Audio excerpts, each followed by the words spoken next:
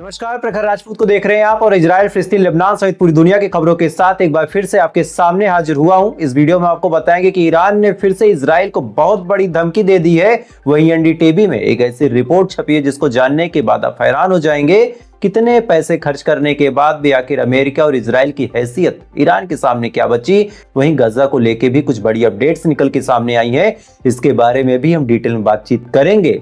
और साथ ही अलग अलग खबरें हैं और सारी खबरें कहीं ना कहीं फिलिस्तीन से, ईरान से, इजराइल से जुड़ी हुई हैं। इस वजह से वीडियो को लास्ट तक जरूर देखिएगा, क्योंकि ऐसी वीडियो अलग अलग न्यूज चैनल पे, अलग अलग पोर्टफोलियो पे आपको जल्दी देखने को नहीं मिलेगी। खैर, बिना किसी देरी के बढ़ते हैं सबसे पहले खबर की तरफ। लेकिन इससे पहले की खबरों को बताना शुरू करो, इस जंग में आप किसके साथ हैं? आप फिलिस्तीन की आजादी चाहते हैं या फिर इजराइल की गुंडागर्दी के सपोर्ट में खड़े हैं? कमेंट करके जरूर बताइएगा। अब बढ़ते हैं पहली खबर की तरफ। और सबसे पहली खबर और सबसे हैरान करने वाली खबर अब ईरान से निकल के सामने आई। दरअसल इजराइल ने धमकी दी।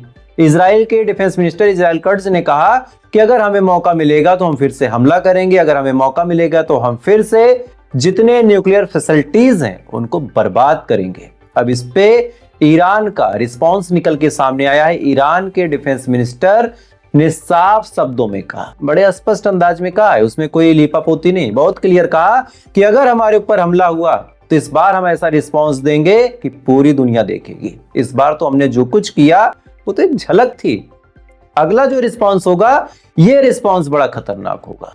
अब ये बात आपको सुनने में हल्की लग सकती है, आपको ये भी लग सकता है कि ईरान ने क्या किया, इजराइल को कोई बड़ा नुकसान नहीं किया, इजराइल के ज्यादातर लोग मरे नहीं, इजराइल का कोई खास पॉलिटिशियन नहीं मारा गया। लेकिन अब आपको एनडीटीवी की एक रिपोर्ट बताता हूं और ये रिपोर्ट आप भक्तों तक भी शेयर कर देना। रिपोर्ट ये दावा करती है कि ईरान के खिलाफ इजराइल ने जो कुछ किया उसको आप हटा दीजिए। ईरान के खिलाफ अमेरिका ने अपने थर्ड डिफेंस सिस्टम का 20% हिस्सा लगा दिया था। यानी पूरे अमेरिका में जितने थर्ड डिफेंस सिस्टम बने हैं उसका 20% जो हिस्सा था वो अकेले इजराइल की हिफाजत कर रहा था। और हिफाजत करने के बाद भी क्या सूरत हाल थे वो आपने खूब देखा कि कैसे मिसाइलें आके गिर रही थी, इजराइल मारा जा रहा था। इसके बावजूद इनका आयरन डोम और अमेरिका का जो थर्ड डिफेंस सिस्टम था वो, ये दोनों मिलके पूरी तरीके से हिफाजत करने में लगे हुए थे। लगभग जो रिपोर्ट दावा कर रही है अगर उसको बताएं तो लगभग 60 से 80 ऐसे इंटरसेप्टर थे जो लगातार एक्टिव थे इजराइल की तरफ से। एक इंटरसेप्टर की जो कीमत है 12 से 15 मिलियन डॉलर है और आप 80 की कीमत आप निकाल सकते हैं। इतना पैसा, इतना सिस्टम, थर्ड लग गया, आयरन डोम लग गया, न जाने कौन कौन से डिफेंस सिस्टम लग गए, F-35 लग गए, F-16 लग गए। इसके बावजूद भी इजराइल को इतना नुकसान हुआ।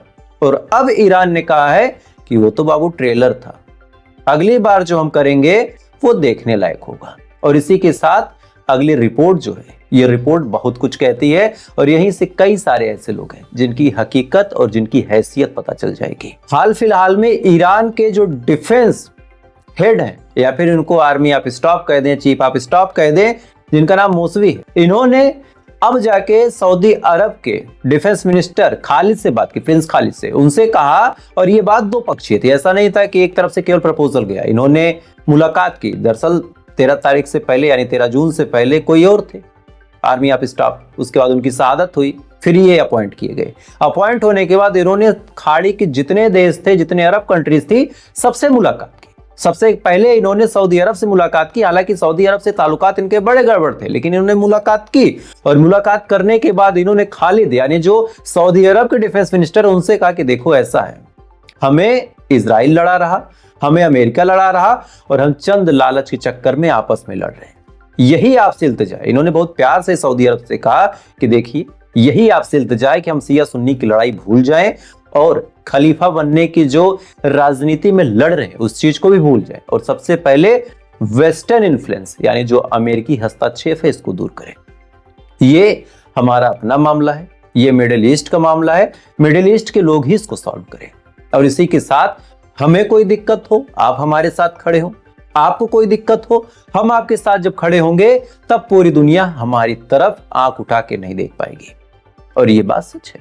अगर आज सोचिए भारत, पाकिस्तान, चाइना, केवल ये 3 देश एक साथ खड़े हो जाएं, पूरी दुनिया में किसमें ताकत है कि भारत, पाकिस्तान और चाइना को आग दिखा दे।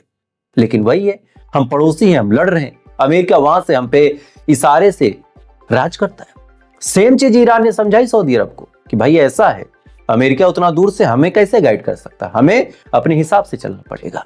अब इस पे सऊदी अरब क्या रिस्पॉन्स देता है, सऊदी अरब क्या करेगा, ये देखने लायक है। लेकिन ईरान की तरफ से प्रपोजल गया, दोस्ती का हाथ गया है। अब सऊदी अरब का क्या रिस्पॉन्स है, ये वक्त बताएगा। खैर, अगली खबर का रुख करते हैं। इजराइल के आईडीएफ ने यानी इजरायली डिफेंस फोर्स ने एक बहुत बड़ा दावा किया है कि गजा के अंदर इन्होंने जो शनिवार को एयर स्ट्राइक की थी, इस एयर स्ट्राइक में हमास के एक बहुत बड़े नेता, एक बहुत बड़े फाइटर, एक बहुत बड़े लड़ाके की मौत हुई है। सीधे शब्दों में कहा जाए तो हमास, जिसको आतंकवादी संगठन माना जाता है, उसके एक फाउंडर यानी हमास को बनाने में जिसका बड़ा योगदान रहा है, जिनका नाम है हक्काम मोहम्मद ईसा, हक्काम मोहम्मद ईसा को मार दिया गया। हक्काम मोहम्मद ईसा वही है जिन्होंने 7 तारीख को जो अटैक हुआ था इजराइल के ऊपर, 7 अक्टूबर साल 2023, उसको भी प्लान किया था। और साथ ही अलग अलग मामलों में इन्होंने हमास को खड़ा किया, हमास को उस बुलंदी पे पहुंचाया कि इजराइल से हमास लोहा ले सके। हालांकि हमास एक आतंकवादी संगठन रजिस्टर्ड तौर पे माना जाता है, तो ये एक आतंकवादी थे और इनको मारने का काम इजराइल ने किया, ऐसा दावा आईडीएफ कर रहा। हालांकि हमास की तरफ से इस बारे में अभी तक कोई ऑफिशियल पुष्टि नहीं हुई। हमास ने अभी तक अपने मुंह से नहीं खोला कि हाँ हमारा कोई मारा गया, लेकिन हाँ आईडीएफ ने यह बड़ा दावा किया। और ऐसा नहीं कि केवल इनको ही, आज लगातार अल जजीरा की आपको रिपोर्ट बताऊं, लगातार हमले हो रहे हैं। हमले इतने भयानक हैं, इतने विभत्स हैं कि पिछले 2-4 घंटों में ही 20 से ज्यादा फिलिस्तीनी मारे गए, 20 से ज्यादा लोग मारे गए, और इन तमाम लोगों को लगातार इजराइल मार रहा। अब आप सोचेंगे मार क्यों रहा? एक चीज और सोचिए, धमकी दे दी गई ईरान को। एक चीज और सोचिए, लेबनान पे भी अटैक हो रहे, कारण है। आप एक सीन सोचिए, एक पागल कुत्ता हो, उसको 4 लोग लाठी लेके घेर ले, ऐसे हाल में वो क्या करता है, लगातार भूखता है, लगातार झपटता है, लगातार काटने की कोशिश करता है। सेम सिचुएशन इजराइल की है। इजराइल को पता है कि बुरी तरीके से फंस गए हैं, अब कोई साथ नहीं है। ईरान ने इतना मारा इनको कि अब ये डर रहे हैं, और इनको पता है कि अगर हम हमला करना बंद कर देंगे और कहीं से भी किसी को लग गया कि हम कमजोर हैं, तो ऐसे हाल में फिर बड़ी बेइज्जती होगी और कोई भी हमें घुस के मार देगा। और यही वजह है कि लगातार ये छोटी छोटी जंगों को एक्सपोज कर रहा, छोटी छोटी जंगों को, कि चलो लेबनान से लड़ लें ताकि दुनिया जाने कि नहीं नहीं इजराइल बहुत ताकतवर है, चलो गजा में अटैक कर देते हैं। ईरान पे क्यों नहीं कर देते फिर से? ये ईरान पे नहीं करेंगे, ये थोड़ा सा सीरिया पे करेंगे, ये थोड़ा सा लेबनान पे करेंगे, गजा तो बेचारा वैसे ही। यही सब मार के ये पूरी दुनिया को बताएंगे कि हमारे पास बहुत ताकत है। खैर, वहीं आज एक अनाडोलो की रिपोर्ट निकल के सामने आई। हालांकि अनाडोलो की जो रिपोर्ट है थोड़ा सा अजीबोगरीब होती है, लेकिन सच्चाइयां होती हैं उसमें एक बड़ा दावा किया गया है, और उस दावे को अगर आपको बताऊं तो आप हंसेंगे। अनाडोलो में यह दावा किया गया है कि तुर्की ने कहा है कि हम पाकिस्तान के साथ खड़े हैं आतंकवाद से लड़ने में। आतंकवाद हमारा सबसे पुराना दुश्मन है, हम आतंकवादियों के खिलाफ हमेशा से लड़ते आ रहे हैं, और यही वजह है कि अब हम पाकिस्तान के साथ खड़े हैं। इनको आतंकवाद कहां दिखा? अगर ये पाकिस्तान के साथ खड़े हैं तो सबसे पहले इधर की बात आप हटा देते। आपको लड़ना था, आप जाके पहले सबसे पहले इजराइल से लड़ लेते, वहां आपका बूता नहीं पूरा। आपको लड़ना था तो आप पाकिस्तान से सवाल उठाते कि भाई ये पहलगाम क्यों हो। आपको लड़ना था तो आप पूछते कि आखिर पाकिस्तान के अंदर ही जैसे मोहम्मद और ओसामा बिन लादेन कैसे पाए गए। ये नहीं पूछेंगे। ये ऐसे लोग हैं, ये ऐसे दोगले लोग हैं कि इजराइल से कुछ नहीं कहेंगे, इजराइल से इनकी दोस्ती रहेगी, ये पाकिस्तान से रिलेशन बना के रखेंगे और फिर दावा करेंगे कि हम आतंकवाद के खिलाफ लड़ेंगे। यही इनकी सच्चाई है, और ये सच्चाई दुनिया जान चुकी है। आज एक और शख्स का चेहरा बड़ा क्लियर निकल के सामने आया। ये मामला साल 2019 का था, और इस मामले में आपको याद होगा कि जो नेतन्याहू है उनके ऊपर करप्शन के चार्जेस लगे थे। नेतन्याहू के ऊपर, नेतन्याहू की बीवी के ऊपर, कि बड़े बड़े पॉलिटिशियन को काम देने के बदले उनसे कहा गया था कि आप हमें पैसे दो, अच्छी घड़ियां दो, शराब दो महंगी। इस मामले पे अब सीधा सीधा डोनाल्ड ट्रंप ने नेतन्याहू को सपोर्ट किया, और सपोर्ट करते हुए नेतन्याहू की तरफ से मीडिया से मुखातिब होते हुए कहा कि लेट बेबी गो। यानी नेतन्याहू ने जो कुछ किया वो सब झूठ है, सब फर्जी दावा है, पॉलिटिकल स्टंट है। नेतन्याहू ने कभी किसी से कोई रिश्वत नहीं ली। अब सोचिए, मामला है इजराइल का। इजराइल के अंदर नेतन्याहू ने क्या किया? इजराइल के अंदर नेतन्याहू ने अपने अंदर काम करने वाले व्यापारियों से क्या बातचीत की, इसके बारे में भी डोनाल्ड ट्रंप सफाई दे देता है। ये बात ऐसे ही है कि हम भारत में बैठ के बोले कि नहीं यार, उस देश के प्रधानमंत्री ने वहां पे वो काम नहीं किया। ये पॉसिबल है क्या? ये पॉसिबल है? आप खुद अपने दिमाग से सोचिए। इतना सपोर्ट अमेरिका इजराइल का कर रहा, और यही वजह है कि इजराइल लगातार उड़ रहा, लगातार। हमेशा अक्सर ये दावे किए जाते हैं कि अमेरिका इजराइल में दरार, अमेरिका इजराइल में दरार। ऐसा कुछ नहीं है। दोनों एक ही थैली के चट्टे बट्टे हैं, दोनों का उद्देश्य सेम है, दोनों का मकसद बड़ा साधारण सा है कि एनी हाउ एक दूसरे के साथ मिलकर रहना है, एनी हाउ पूरी दुनिया पे राज करना है, बस।